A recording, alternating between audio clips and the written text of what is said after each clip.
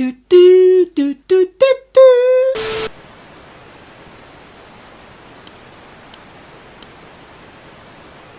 Oh God.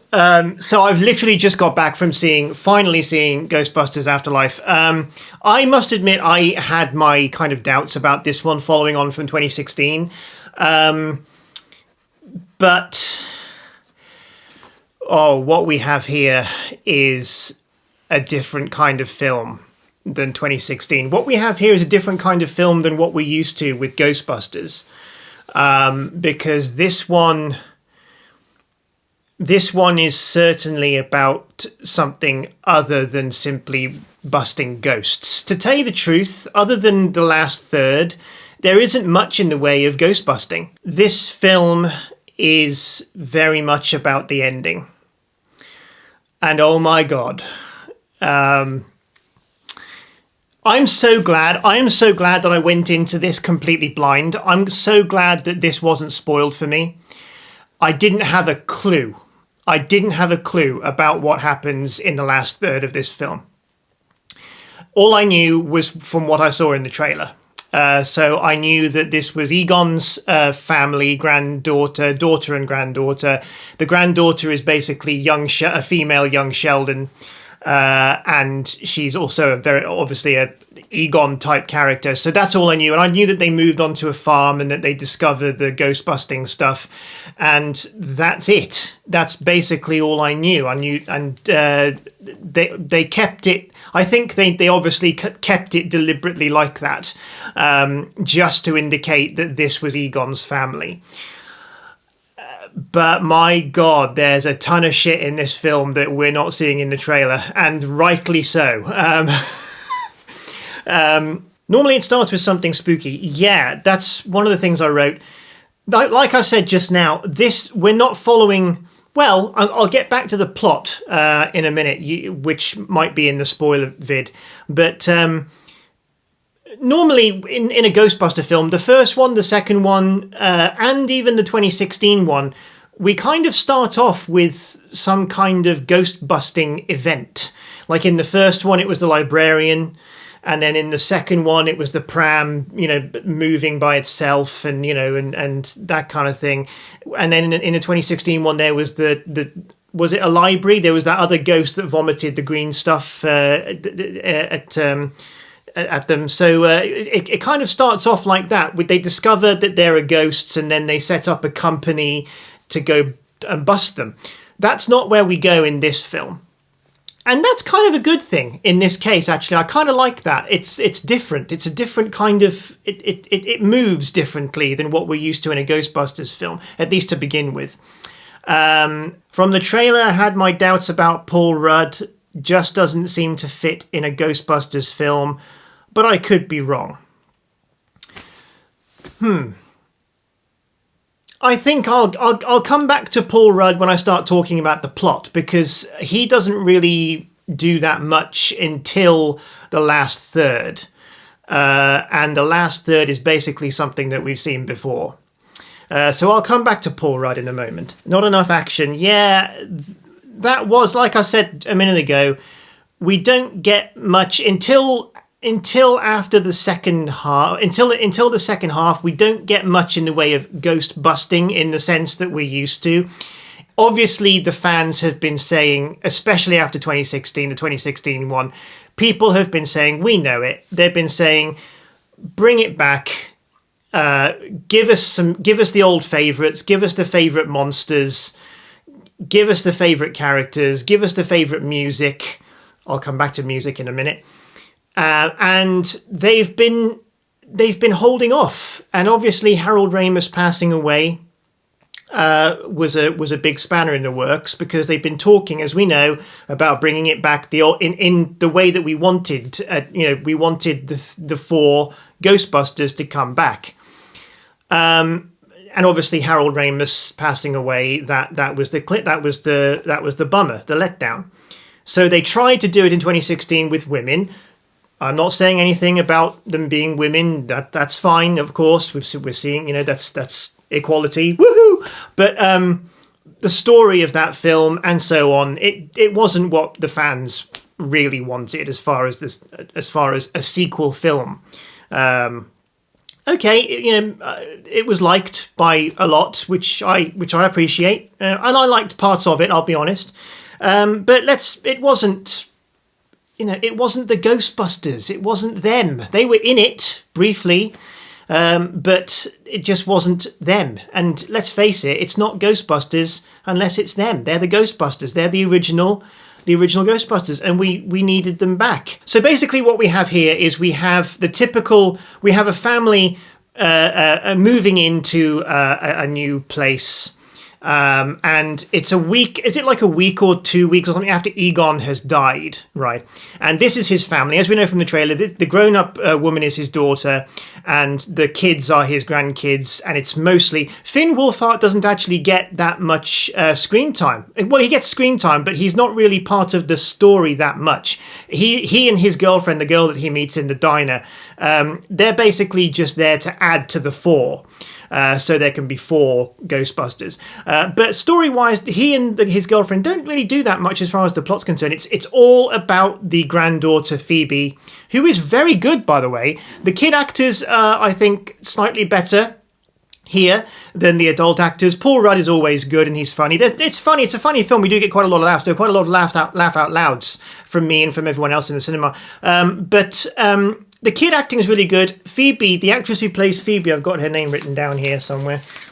The actress who plays Phoebe is Carrie Coon. She's very good. As I said earlier, she's basically a female young Sheldon. She's exactly like him. No sense of humour, maybe a bit autistic. Science nerd. Kind of stereotyped, really. But the thing is, this film, it's all about the last third. The first half, at least. It does take a while to get going. There isn't much action to begin with. I think I wrote that down, actually. There isn't much action to begin with. About half an hour, 45 minutes. There's just a lot of character exploration and backstory. But that's it. There's not much else.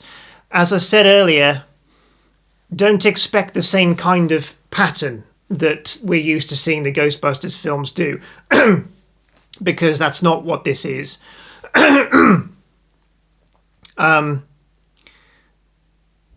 So yeah, there's not much action. I wish that it kind of starts off the same way that any film like this starts off, as in the sense that we always get a family moving into a house, kind of like The Conjuring or whatever it is. A film like that, you get a family moving into a house, a barn house, and they start exploring, and strange stuff eventually starts to happen. That's kind of what we have here, which isn't what we're used to in a Ghostbusters film. We are used to it in other American films, horror films maybe, just not a Ghostbusters film. But if you sit through it, if you're patient enough, and if you just enjoy the fact that you're going to start seeing some ghost busting eventually, I think that kind of what saves the first half, really. The fact that we know that it's a Ghostbusters film, we know we're going to see something eventually. Otherwise, it probably would be kind of boring to begin with. It just manages to save itself from being boring on account of the fact that we know it's a Ghostbusters film. That's kind of how I felt anyway. I was sat there thinking, oh, come on. When are you going to start? Come on, let's see some ghost busting here, guys. But I wasn't bored with it. Not really. I just kind of felt like I wanted to get going. I wanted it to get going. More action, more energy, but that's okay, because let me tell you, the ending makes up for it. Definitely, without a doubt. Totally worth the wait. Totally worth the wait. As I mentioned, the kid actors are pretty good. As we know, we all know Finn Wolfhard. Is that how you say it? Wolfhard from Stranger Things, and he does have a lot of screen time. He does do a lot. He's just not involved with the story as much as the trailer might imply. It's mostly about Phoebe, the granddaughter, and her friend. She kind of makes a boyfriend. I'll come back to him in a second. He's quite good. And it's about the two of them. But Finn's character, I've forgotten his character's name, but Finn, and he also meets a girl from the diner, and they kind of, the four of them become the new Ghostbusters kind of thing. Once they come in, he has a bit more screen time and a bit more involvement. He's fine. He's a fine young actor. They all are. But let's just talk for a second about Podcast, because he was actually quite good. Podcast, I didn't get the young actor's name. But he was very good. I think I'd go as far as saying this. You can disagree with me if you wish. If you do so, tell me in the comments. But I personally think that this is one of the finest kid actors I've seen for a while. He was very good for his age. Very good comedy timing. Very good delivery of his lines. Very genuine. Very funny. Most of the laughs, I think, came from him. And he's basically... He lives up to his name. He nicknames himself Podcast because he podcasts. That's what he does. He films things with his phone, and he has a huge microphone that he carries around with him. And he is the eccentric of the group, the funny one. And it works, I think. It certainly works better than the funny one that we had in the 2016 version. That just was forced. But this kid, it doesn't seem forced at all. It comes out very naturally. He's a very good young actor. They found a good actor for him, I think. And I hope that we see him again. I think we will, based on his performance in this one. Paul Rudd. I like him. He's in the more recent years, of course, he's made himself sort of better known in the Marvel, the MCU as Ant-Man, and I think he does fine there. I think he's fine. He's not one of my favourite actors, but that's not him. That's just a personal preference. So I'm not saying anything against him. He's fine. He's a fine actor. I've seen him in other things. I think he's good at comedy, and he gets a laugh out of me occasionally when I watch him. Here, see, the thing about the characters here, apart from the granddaughter, Phoebe, and Podcast, the characters here just kind of seem pushed in just so the film can happen. Other than that, they don't really see, in my opinion, of course, they don't really seem to have much of a point to the film, to the story, I mean. He's a teacher, and he does have a few cool scenes where he kind of reintroduces the kids to what the Ghostbusters stand for, who they are, does a bit of experimenting with the machinery here and there. So he does do a bit of that, to be fair, but not much. Same thing with the mother. The mother doesn't really have much to do. She and Paul Rudd have a kind of romance, but not much. It's a kind of casual dating thing. There's no kissing, but they don't really have chemistry in the short amount of time that they have together on the screen. So yeah, not bad though. As I said, the kid actors are the ones that shine here, particularly Phoebe, the young girl, and Podcast, two terrific young actors, and they got good chemistry. I think the two of them they play off each other quite well, I thought. Music. Where the hell is the intro music over the title sequence? I mean, even the 2016 version had that.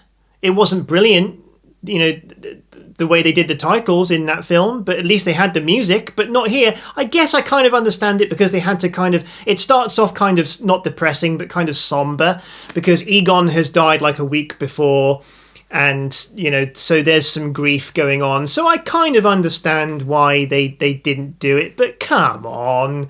They play it at the end over the credits, but, having it at the beginning, that's what they do, isn't it? I was kind of bummed about that, even if they had good enough reasons not to play it, I suppose. But the music otherwise, background music, it's all the classical Ghostbusters music, the do do do do do do do. It's all there. The classical music that we're familiar with is from the original is here. Sometimes it feels like it might be a bit overused, like thrown in just for the sake of it, just so we the fans can hear it. But generally, it's okay. It sounds okay. Just maybe a little bit unnecessary in parts of the film. Didn't need to be there. But when it's used properly, it sounds really great. So yeah, music effects, fine. Just as you would expect from the Ghostbusters film, I suppose. Just obviously more updated, goes without saying. The only problem effects wise that I had, well, not effects wise but design wise, was the ghost. They find this blob ghost thing, and effects wise it looks good enough. It's not that good. Design wise, the effects are not so bad. The effects are okay throughout the film, really. For the most part. A couple of dodgy bits here and there, I think, but generally it was okay. We had some practical puppetry in there as well. Always good to see, especially in a modern 2021 film. But this one ghost, the design of it, not very good. It's just basically a blob with some legs that come out. They could have had some real fun. When you think about the creativity that went into Ghostbusters, the series, the new Ghostbusters, the cartoon, they had some real crackers in there. They had some real wild stuff going on with ghosts. You see most of them in the opening titles, the sequence, with the Marshmallow Man hovering over them. But here, it's just a blob. That's all. It's a grey blob. They could have done better with that, couldn't they, design-wise? They could have put some colour in. They could have given it some tentacles or fur or given it something. But this one I was kind of disappointed. But as I was going back to the effects themselves, okay. They're fine. They're fine. They're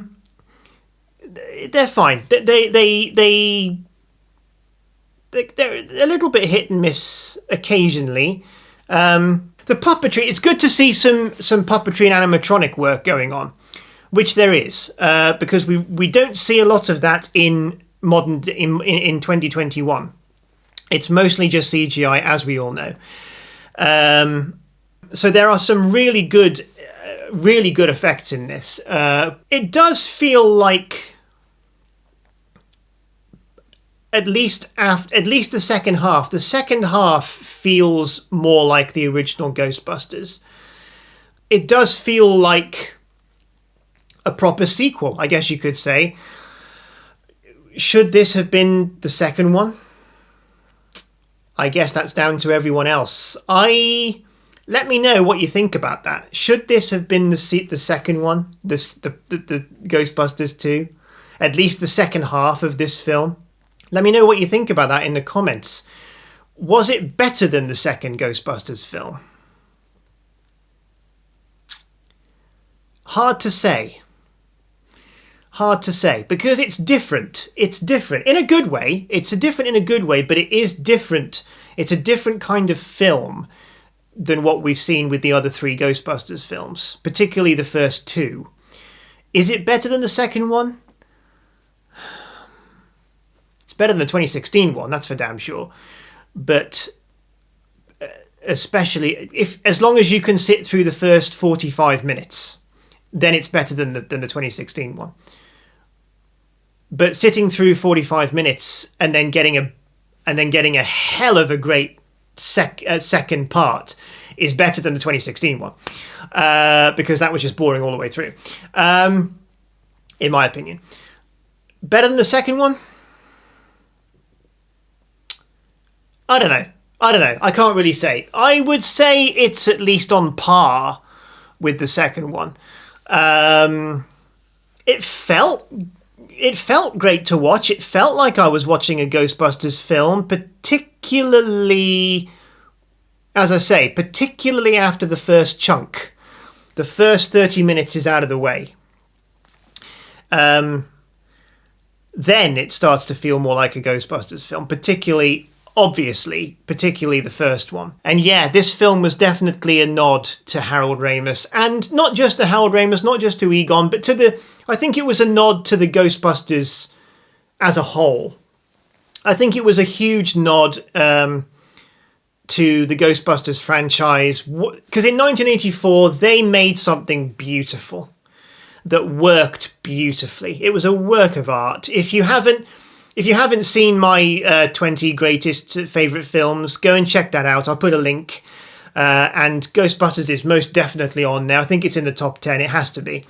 They made something beautiful. And I loved the first one, obviously.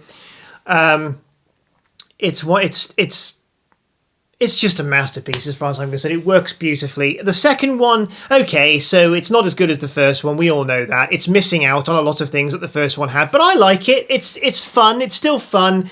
And of course, it's still great to see the four of them there doing their thing. Ghostbusting, okay, the plot line is pretty much the same as the first one. Then the 2016 one, okay, they brought it back. They tried with women. Didn't work as far as, in my opinion. I didn't mind that they were women, of course. Why would I? I'm all for equality.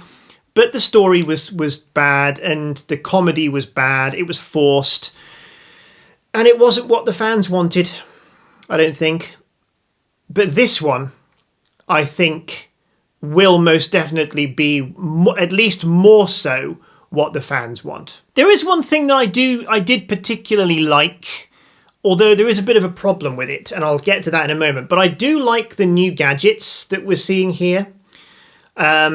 We have, first of all, the trap. The trap is the same. It's the same stuff that we're seeing from the first and second ones, but the trap is now on like a remote control buggy, which I think is a good idea. I like it. It's a mobile trap, so you can catch ghosts on the move, which I quite like the idea of.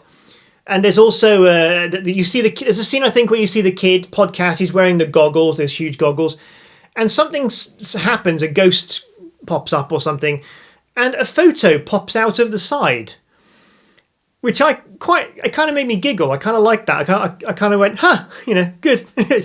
And my favourite one was the gunner seat. Ecto-1 has a gunner seat that pops out. And it swivels around. And every time the kids did that, I was like, wow, that is so cool. I wish I'd love to have a go on that. So they can catch a ghost whilst the Ecto-1 is on the move. Now, these new gadgets, they're all great. They're all great. 2016 had some new gadgets. I like the idea of being able to punch a ghost, by the way. That's new gadgets are always good. You've got to update it. However, there was one tiny thing I didn't really like. It's a bit of a nitpick, I'll grant you. But it does bother me a little bit. Were these gadgets supposed to have been around when the Ghostbusters first started out? Because it's the same Ecto-1. We know that. Because Finn Wolfhard discovers it in the barn. It's the same car. And it's the same equipment that's discovered in the basement by the granddaughter, by Phoebe. So were these gadgets supposed to have been around the whole time and they just weren't used for some reason? As I say, it's a little bit of a nitpick, but because the Mr. Picky in my head is saying, why didn't we see these gadgets in the first one? Well, because they hadn't thought of them, and I get it, But anyway, it's good to see these new gadgets in this one. They do work well, I think. It kind of, especially the remote control trap thing. Obviously, that kind of updates it for the kids. By the way, I like the idea of having kids as Ghostbusters, because let's face it, when we were that age, it was all we could dream about, right? How many dreams did I have of being a Ghostbuster, having the proton pack, and we even used to make our own out of soda bottles. I had so many Ghostbuster toys. So yeah, it's a great idea having the kids as Ghostbusters, because why not? Let's let the kids have a turn at riding an Ecto-1 like we all wanted to, and firing a proton pack, and catching ghosts. One thing I will say about the ghost chase that we see, where they're chasing the grey blob through the town, that's actually pretty awesome to watch. I must admit, I was kind of glued to that scene. In particular, there's some good action sequences, good practical effects, lots of explosions, basically just chasing the ghost down the highway on the Ecto-1 gunner seat thing. The kids must have had a hell of a great time filming that. It must have been like a huge game in the playground for them, playing Ghostbusters. But that was actually a really cool scene. I enjoyed watching that. There are some really good sequences in the film, as I say, mostly in the second half. Once they stumble upon the mine, about maybe half an hour in, then it starts to pick up a bit. So that works well. So I think I've covered everything I needed to cover. It's good. In my opinion, it's good after the first half hour. Let that pass, and then the rest of the film, particularly building up to the last third, is pretty damn good. Pretty damn good. And it is so emotional. It is so emotional. If you're a huge fan of the Ghostbusters, as I am, and you need to see a great callback to the original, then this is it. This is it. Yes, it's funny. Yes, it's a great nod to everything that we love about the Ghostbusters. It's not perfect, it's not flawless, I don't think, not the most part, but it's fun. It feels like Ghostbusters, to me it did anyway. And it was just fun. One other thing I just thought of is I wanted to know who Egon. I wanted to know who Egon had this child with. Because we know that the mother is his daughter, but we don't find out who the mother is, do we? Not that I remember. And I thought that there was going to be a reveal that it was Janine. Because if you remember in the first one, Egon and Janine, they had a kind of romance. I know that in the second one, because she went kind of ridiculous, they made her more like the cartoon character. And she ended up with Lewis, which I never really liked, to be honest. But anyway, in the first one, ignoring the second one, in the first one, she and Egon did have a kind of romance. So I was kind of partly expecting her to come back at the end and kind of reveal that she's the mother. But that she doesn't. We don't actually find out, not that I remember anyway. I don't think we find out who the mother was. So who did Egon... have this child with? I kind of wanted to know that. Is it a good thing that we don't know that? Maybe it is, but I kind of want to know that. But anyway, I think I've rambled enough. My throat's kind of, as you can probably hear, my throat's getting bad. It was okay. Get through the first half hour. It's a bit slow to begin with. It's a bit somber to start out, but sit through that. Watch the rest of it. I guarantee you, if you're a huge fan like I am and you want to be taken back to the first one, it's totally worth it. It's totally worth the wait because it is amazing at the end. I loved it at the end. Last half hour, last 45 minutes, superb. And yeah, I'm not going to give it a score, but I give it definitely a thumbs up. Definitely a thumbs up. Not better than the first one, of course not. Nothing's better than the first one. Better than the second one, questionable. Let me know your thoughts there. Better than the 2016 one, abso-bloody-lutely. Yes. That's where I stand. It's a thumbs up. I loved it. Would I see it again? Hell yes. I'm not going to go and see it again in cinema, but I'll certainly be seeing it again in the future. They really captured what Ghostbusters means to us, the fans, I think. And the director, not Ivan Reitman, Jason Reitman. That's it, Jason Reitman. I temporarily forgot that.